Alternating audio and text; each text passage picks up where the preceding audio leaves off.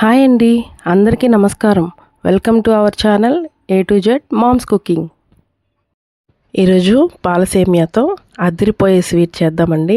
ఇది నోట్లో వేసుకోగానే కరిగిపోయేంత కమ్మగా ఉంటుంది.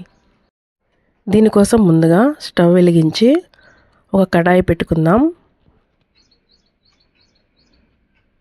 దానిలో 2 స్పూన్ల నెయ్యి వేసుకొని దానిలో జీడిపప్పు పలుకులు వేసుకొని కొద్దిగా రంగు మారే వరకు వేయించుకుందాం.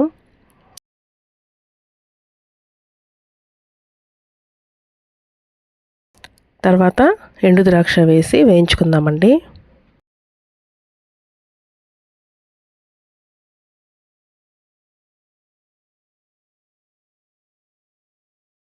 ఎండు ద్రాక్ష జీడిపప్పు కొద్దిగా కలర్ చేంజ్ అయిన తర్వాత వీటిని ఒక ప్లేట్లోకి తీసుకుందాం.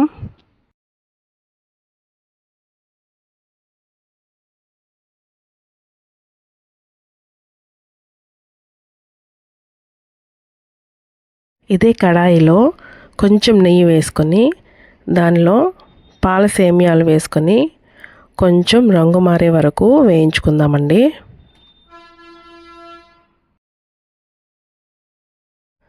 ఈ పాల సేమియాలు చాలా పలుచగా ఉంటాయండి, త్వరగా వేగిపోతాయి. కాబట్టి కొంచెం జాగ్రత్తగా వేయించుకుందాం.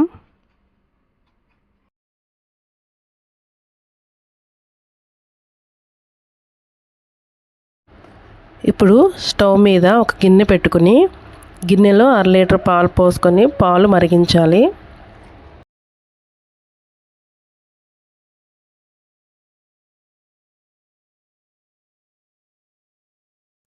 పాలు మరిగాక 200 గ్రామ్స్ చక్కెర వేసుకొని కలుపుకోవాలండి. ఇప్పుడు 1 స్పూన్ యాలకుల పొడి,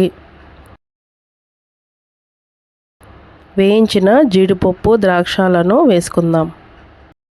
పాలు బాగా మరుగుతున్నప్పుడు వేయించి పెట్టుకున్న పాల సేమియాలను పాలలో వేసుకుందామండి. ఇవి ఎక్కువసేపు ఉడకనవసరం లేదండి, ఎందుకంటే ఇవి చాలా పలుచగా ఉంటాయి కాబట్టి తొందరగా పాలల్లో కలిసిపోతుంది.